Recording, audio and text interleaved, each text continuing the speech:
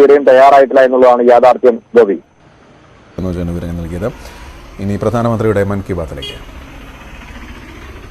अपनी भावना के अनुरूप देश के लिए अपनी रुचि के हिसाब से अपने समय के अनुसार कुछ कर सके, इसके लिए सरकार ने एक डिजिटल प्लेटफॉर्म भी तैयार किया है.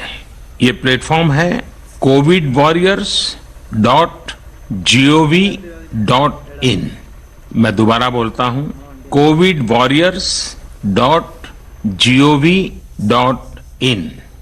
सरकार ने इस प्लेटफॉर्म के माध्यम से तमाम सामाजिक संस्थाओं के वॉलेंटियर्स, सिविल सोसाइटी के प्रतिनिधि और स्थानीय प्रशासन को एक दूसरे से जोड़ दिया है. बहुत ही कम समय में इस पोर्टल से 1.25 करोड़ लोग जुड़ चुके हैं. इनमें डॉक्टर, नर्सिस से लेकर हमारी आशा, एएनएम बहनें, हमारे एनसीसी, एनएसएस के साथी, अलग अलग फील्ड के तमाम प्रोफेशनल्स, उन्होंने इस प्लेटफॉर्म को अपना प्लेटफॉर्म बना लिया है. ये लोग स्थानीय स्तर पर क्राइसिस मैनेजमेंट प्लान बनाने वालों में और उसकी पूर्ति में भी बहुत मदद कर रहे हैं. आप भी covidwarriors.gov.in से जुड़कर देश की सेवा कर सकते हैं, कोविड वॉरियर बन सकते हैं. साथियों, हर मुश्किल हालात, हर लड़ाई कुछ न कुछ सबक देती है, कुछ न कुछ सिखा करके जाती है, सीख देती है, कुछ संभावनाओं के मार्ग बनाती है और कुछ नई मंजिलों की दिशा भी देती है. इस परिस्थिति में आप सब देशवासियों ने जो संकल्प शक्ति दिखाई है, उससे भारत में एक नए बदलाव की शुरुआत भी हुई है. हमारे बिजनेस, हमारे दफ्तर, हमारे शिक्षण संस्थान, हमारा मेडिकल सेक्टर, हर कोई तेजी से नए तकनीकी बदलावों की तरफ भी बढ़ रहे हैं. टेक्नोलॉजी के फ्रंट पर तो वाकई ऐसा लग रहा है कि देश का हर इनोवेटर नई परिस्थितियों के मुताबिक कुछ न कुछ नया निर्माण कर रहा है. साथियों, देश जब एक टीम बनकर के काम करता है, तब क्या कुछ होता है, ये हम अनुभव कर रहे हैं. आज केंद्र सरकार हो, राज्य सरकार हो, इनका हर एक विभाग और संस्थान राहत के लिए मिलजुल करके पूरी स्पीड से काम कर रहे हैं. हमारे एविएशन सेक्टर में काम कर रहे लोग हों, रेलवे कर्मचारी हो, ये दिन रात मेहनत कर रहे हैं ताकि देशवासियों को कम से कम समस्या हो. आप में से शायद बहुत लोगों को मालूम होगा कि देश के हर हिस्से में दवाइयों को पहुंचाने के लिए लाइफलाइन उड़ान नाम से एक विशेष अभियान चल रहा है. हमारे इन साथियों ने इतने कम समय में देश के भीतर ही 3 लाख किलोमीटर की हवाई उड़ान भरी है और 500 टन से अधिक मेडिकल सामग्री देश के कोने कोने में आप तक पहुंचाया है. देश के कोने कोने में आप तक पहुंचाया है. इसी तरह रेलवे के साथ ही लॉकडाउन में भी लगातार मेहनत कर रहे हैं ताकि देश के आम लोगों को जरूरी वस्तुओं की कमी न हो. इस काम के लिए भारतीय रेलवे करीब करीब 60 से अधिक रेल मार्ग पर 100 से भी ज्यादा पार्सल ट्रेन चला रही है. इसी तरह दवाओं की आपूर्ति में हमारे डाक विभाग के लोग बहुत अहम भूमिका निभा रहे हैं. हमारे ये सभी साथी सच्चे अर्थ में कोरोना के वॉरियर ही हैं. साथियों, प्रधानमंत्री गरीब कल्याण पैकेज के तहत गरीबों के अकाउंट में पैसे सीधे ट्रांसफर किए जा रहे हैं. वृद्धावस्था पेंशन जारी की गई है. गरीबों को 3 महीने के मुफ्त गैस सिलेंडर, राशन जैसी सुविधाएं भी दी जा रही हैं. इन सब कामों में सरकार के अलग अलग विभागों के लोग, बैंकिंग सेक्टर के लोग एक टीम की तरह दिन रात काम कर रहे हैं. और मैं हमारे देश की राज्य सरकारों की भी इस बात के लिए प्रशंसा करूंगा कि वो इस महामारी से निपटने में बहुत सक्रिय भूमिका निभा रही हैं। स्थानीय प्रशासन, राज्य सरकारें जो जिम्मेदारी निभा रही हैं, उसकी कोरोना के खिलाफ लड़ाई में बहुत बड़ी भूमिका है। उनका ये परिश्रम बहुत प्रशंसनीय है। मेरे प्यारे देशवासियों, देश भर से स्वास्थ्य सेवाओं से जुड़े लोगों ने अभी हाल ही में जो अध्यादेश लाया गया है, उस पर अपना संतोष व्यक्त किया है।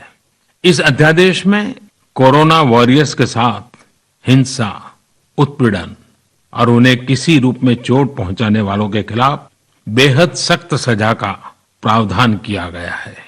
हमारे doctor, nurses, paramedical staff, community health workers और ऐसे सभी लोग जो देश को कोरोना मुक्त बनाने में दिन रात जुटे हुए हैं, उनकी रक्षा करने के लिए ये कदम बहुत जरूरी था। मेरे प्यारे देशवासियों, हम सब अनुभव कर रहे हैं कि महामारी के खिलाफ इस लड़ाई के दौरान हमें अपने जीवन को, समाज को, हमारे आसपास हो रही घटनाओं को एक फ्रेश नजरिए से देखने का अवसर भी मिला है। समाज के नजरिए में भी व्यापक बदलाव आया है। आज अपने जीवन से जुड़े हर व्यक्ति की अहमियत का हमें आभास हो रहा है। हमारे घर में काम करने वाले लोग हो, हमारी जरूरतों को पूरा करने के लिए काम करने वाले हमारे सामान्य कामगार हो, पड़ोस की दुकानों में काम करने वाले लोग हो, इन सब की कितनी बड़ी भूमिका है, हमें ये अनुभव हो रहा है। इसी तरह जरूरी सेवाओं की डिलीवरी करने वाले लोग, मंडियों में काम करने वाले हमारे मजदूर भाई बहन, हमारे आस पड़ोस के ऑटो चालक, रिक्शा चालक, आज हम अनुभव कर रहे हैं कि इन सब के बिना हमारा जीवन कितना मुश्किल हो सकता है। आजकल सोशल मीडिया में हम सब लोग लगातार देख रहे हैं कि लॉकडाउन के दौरान लोग अपने इन साथियों को न सिर्फ याद कर रहे हैं, उनकी जरूरतों का ध्यान रख रहे हैं, बल्कि उनके बारे में बहुत सम्मान से लिख भी रहे हैं। आज देश के हर कोने से ऐसी तस्वीरें आ रही हैं कि लोग सफाई कर्मियों पर पुष्प वर्षा कर रहे हैं। पहले उनके काम को संभवतः आप भी कभी नोटिस नहीं करते थे। डॉक्टर हो, सफाई कर्मी हो, अन्य सेवा करने वाले लोग हो, इतना ही नहीं, हमारी पुलिस व्यवस्था को लेकर भी आम लोगों के सोच में काफी बदलाव हुआ है। पहले पुलिस के विषय में सोचते ही नकारात्मकता के सिवाय हमें कुछ नजर नहीं आता था।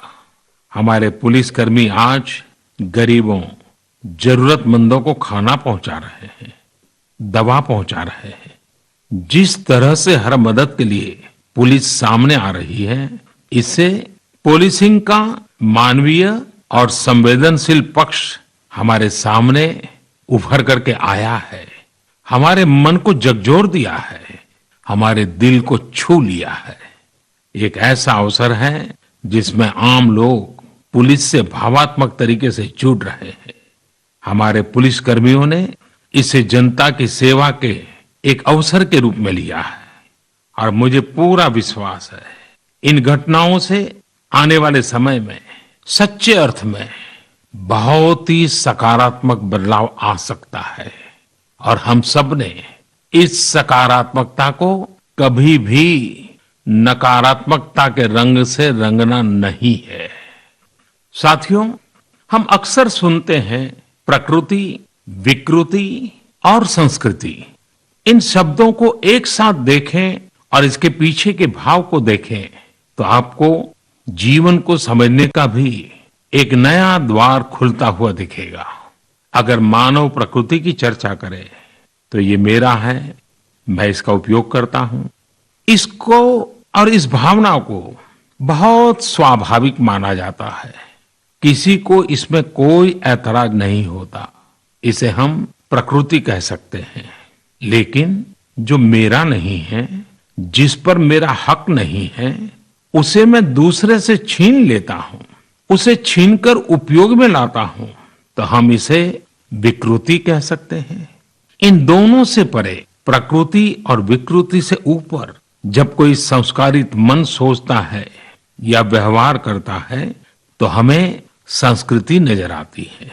जब कोई अपने हक की चीज, अपनी मेहनत से कमाई चीज, अपने लिए जरूरी चीज कम हो या अधिक, इसकी परवाह किए बिना किसी व्यक्ति की जरूरत को देखते हुए खुद की चिंता छोड़कर अपने हक के हिस्से को बांट करके किसी दूसरे की जरूरत पूरी करता है, वही तो संस्कृति है।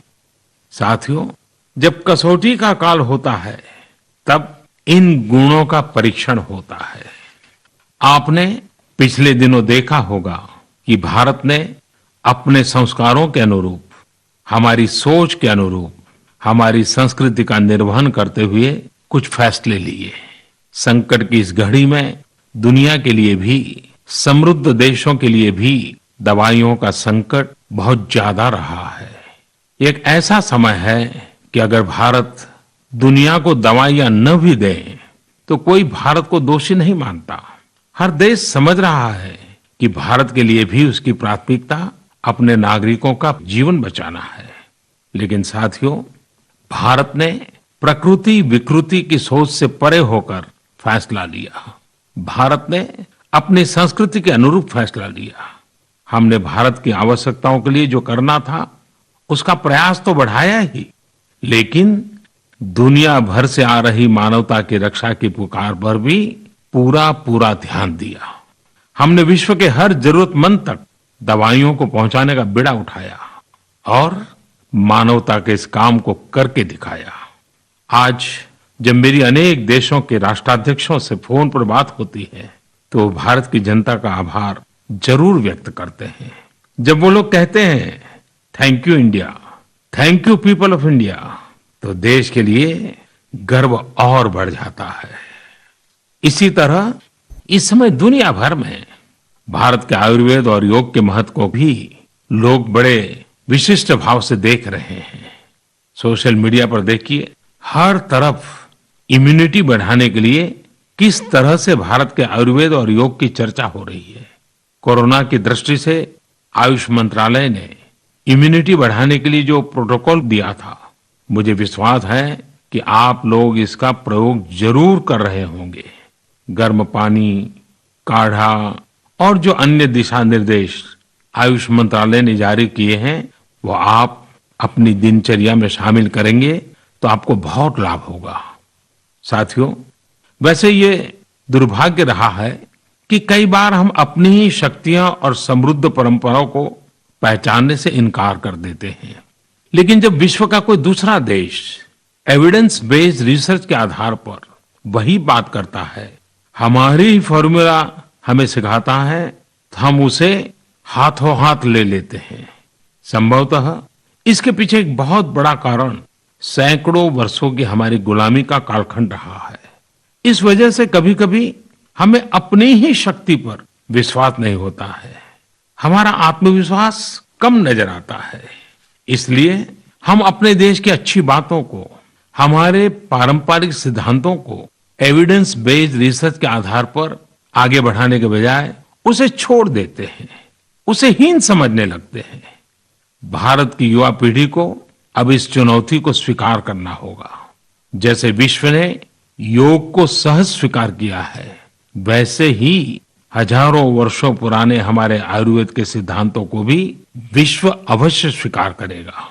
हाँ, इसके लिए युवा पीढ़ी को संकल्प लेना होगा और दुनिया जिस भाषा में समझती है उस वैज्ञानिक भाषा में हमें समझाना होगा, कुछ करके दिखाना होगा।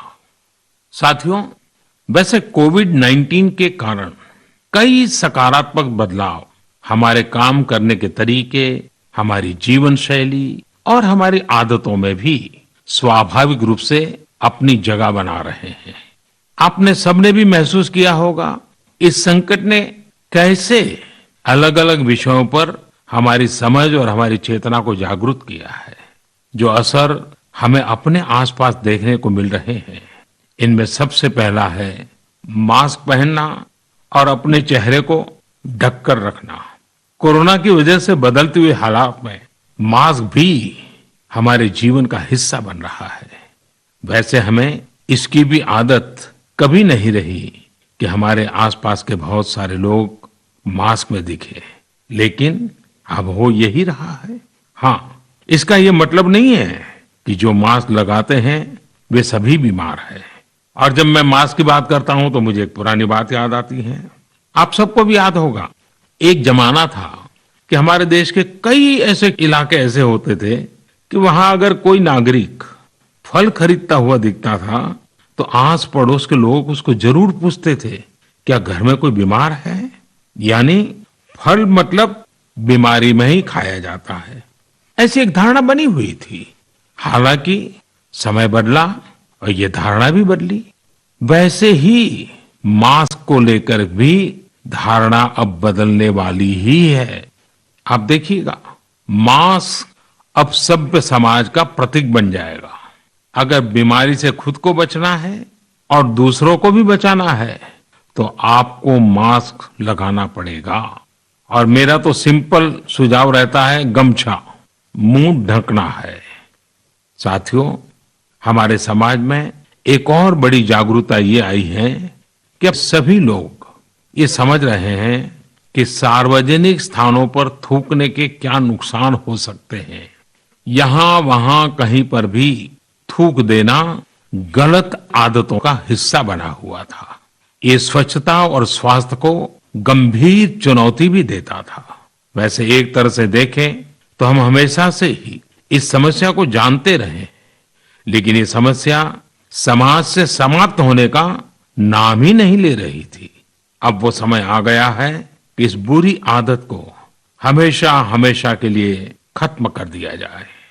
कहते भी हैं कि बेटर लेट देन नेवर। तो देर भले हो गई हो, लेकिन अब ये थूकने की आदत छोड़ देनी चाहिए। ये बातें जहां बेसिक हाइजीन का स्तर बढ़ाएंगी, वहीं कोरोना संक्रमण को फैलने से रोकने में भी मदद करेगी।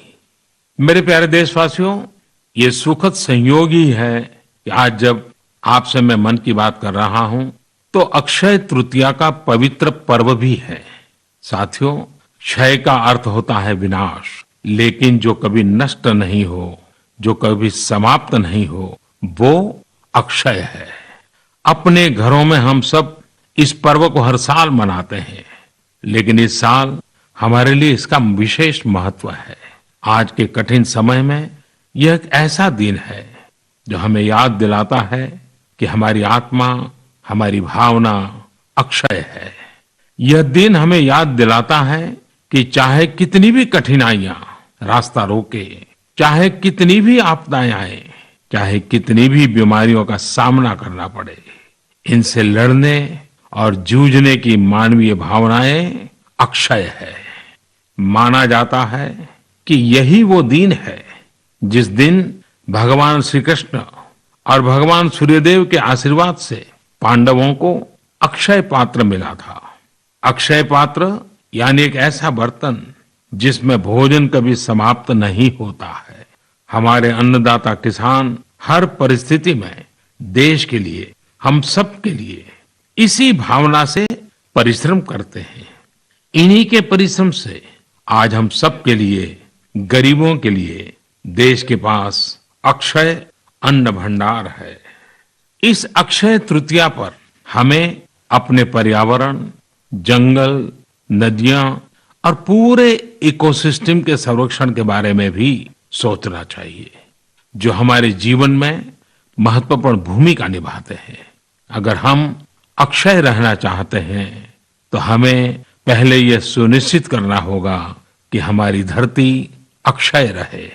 क्या आप जानते हैं कि अक्षय तृतीया का यह पर्व दान की शक्ति यानी पावर ऑफ गिविंग का भी एक अवसर होता है। हम हृदय की भावना से जो कुछ भी देते हैं, वास्तव में महत्व उसी का होता है। यह बात महत्वपूर्ण नहीं है कि हम क्या देते हैं और कितना देते हैं। संकट के इस दौर में हमारा छोटा सा प्रयास हमारे आसपास के बहुत से लोगों के लिए बहुत बड़ा संबल बन सकता है। साथियों, जैन परंपरा में भी यह बहुत पवित्र दिन है, क्योंकि पहले तीर्थंकर भगवान ऋषभ देव के जीवन का यह एक महत्वपूर्ण दिन रहा है। ऐसे में जैन समाज इसे एक पर्व के रूप में मनाता है और इसलिए ये समझना आसान है कि क्यों इस दिन को लोग किसी भी शुभ कार्य को प्रारंभ करना पसंद करते हैं। चूंकि आज कुछ नया शुरू करने का दिन है, तो ऐसे में क्या हम सब मिलकर अपने प्रयासों से अपनी धरती को अक्षय और अविनाशी बनाने का संकल्प ले सकते हैं। साथियों, आज भगवान बसवेश्वर जी की भी जयंती है। ये मेरा सौभाग्य रहा है कि मुझे भगवान बसवेश्वर की स्मृतियां और उनके संदेश से बार बार जुड़ने का, सीखने का अवसर मिला है। देश और दुनिया में भगवान बसवेश्वर के सभी अनुयायियों को उनकी जयंती पर बहुत बहुत शुभकामनाएं। साथियों, रमजान का भी पवित्र महीना शुरू हो चुका है। जब पिछली बार रमजान मनाया गया था तो किसी ने सोचा भी नहीं था कि इस बार रमजान में इतनी बड़ी मुसीबतों का भी सामना करना पड़ेगा। लेकिन अब जब पूरे विश्व में ये मुसीबत आ ही गई है, तो हमारे सामने अवसर है इस रमजान को संयम, सद्भावना, संवेदनशीलता और सेवा भाव का प्रतीक बनाएं। इस बार हम पहले से ज्यादा इबादत करें ताकि ईद आने से पहले दुनिया कोरोना से मुक्त हो जाए और हम पहले की तरह उमंग और उत्साह के साथ ईद मनाएं। मुझे विश्वास है कि रमजान के इन दिनों में स्थानीय प्रशासन के दिशा निर्देशों का पालन करते हुए कोरोना के खिलाफ चल रही इस लड़ाई को हम और मजबूत करेंगे। सड़कों पर, बाजारों में, मोहल्लों में फिजिकल डिस्टेंसिंग के नियमों का पालन अभी बहुत आवश्यक है। मैं आज उन सभी कम्युनिटी लीडर्स के प्रति भी आभार प्रकट करता हूं जो 2 गज दूरी और घर से बाहर नहीं निकलने को लेकर लोगों को जागरूक कर रहे हैं। वाकई कोरोना ने इस बार भारत समेत दुनिया भर में त्योहारों को मनाने का स्वरूप ही बदल दिया है, रंग रूप बदल दिए हैं। अभी पिछले दिनों ही हमारे यहाँ भी बिहू, बैसाखी, पुथंडू, विशु, ओडिया न्यू ईयर ऐसे अनेक त्योहार आए। हमने देखा कि लोगों ने कैसे इन त्योहारों को घर में रहकर और बड़ी सादगी के साथ और समाज के प्रति शुभ चिंतन के साथ त्योहारों को मनाया। आमतौर पर वे इन त्योहारों को अपने दोस्तों और परिवारों के साथ पूरे उत्साह और उमंग के साथ मनाते थे, घर के बाहर निकलकर अपनी खुशी साझा करते थे। लेकिन इस बार हर किसी ने संयम बरता, लॉकडाउन के नियमों का पालन किया। हमने देखा है कि इस बार हमारे ईसाई दोस्तों ने ईस्टर भी घर पर ही मनाया है। अपने समाज, अपने देश के प्रति ये जिम्मेदारी निभाना आज की बहुत बड़ी जरूरत है। तभी हम कोरोना के फैलाव को रोक पाने में सफल होंगे, कोरोना जैसे वैश्विक महामारी को परास्त कर पाएंगे। मेरे प्यारे देशवासियों, इस वैश्विक महामारी के संकट के बीच आपके परिवार के एक सदस्य के नाते, और आप सब भी मेरे ही परिवारजन हैं, तब कुछ संकेत करना, कुछ सुझाव देना, ये मेरा दायित्व भी बनता है। मेरे देशवासियों से मैं आपसे आग्रह करूंगा, हम कतई अति आत्मविश्वास में न फंस जाएं। हम ऐसा विचार न पाल लें कि हमारे शहर में, हमारे गांव में, हमारी गली में, हमारे दफ्तर में अभी तक कोरोना पहुंचा नहीं है, इसलिए अब पहुंचने वाला नहीं है। देखिए, ऐसी गलती कभी मत पालना। दुनिया का अनुभव हमें बहुत कुछ कह रहा है और हमारे यहाँ तो बार बार कहा जाता है, सावधानी हटी तो दुर्घटना घटी। याद रखिए, हमारे पूर्वजों ने हमें इन सारे विषयों में बहुत अच्छा मार्गदर्शन किया है। हमारे पूर्वजों ने कहा है, अग्नि ही शेषम ऋण शेषम व्याधि शेषम तथैव च पुनः पुनः प्रवर्धेत तस्मात् शेषम न कार्येत। अर्थात हल्के में लेकर छोड़ दी गई आग, कर्ज और बीमारी मौका पाते ही दोबारा बढ़कर खतरनाक हो जाती है। इसलिए इनका पूरी तरह उपचार बहुत आवश्यक होता है। इसलिए अति उत्साह में स्थानीय स्तर पर कहीं पर भी कोई लापरवाही नहीं होनी चाहिए। इसका हमेशा हमेशा हमने ध्यान रखना ही होगा। और मैं फिर एक बार कहूंगा, 2 गज दूरी बनाए रखिए, खुद को स्वस्थ रखिए। 2 गज दूरी बहुत है जरूरी। आप सबके उत्तम स्वास्थ्य की कामना करते हुए मैं मेरी बात को समाप्त करता हूं। अगली मन की बात के समय जब मिले तब इस वैश्विक महामारी से कुछ मुक्ति की खबरें दुनिया भर से आए, मानवजात इन मुसीबतों से बाहर आए, इसी प्रार्थना के साथ आप सबका बहुत बहुत धन्यवाद। പ്രധാനമന്ത്രിയുടെ മൻ കി ബാത്ത് ഈ ബുള്ളറ്റിൻ പൂർണ്ണമാകുന്നു. നമസ്കാരം.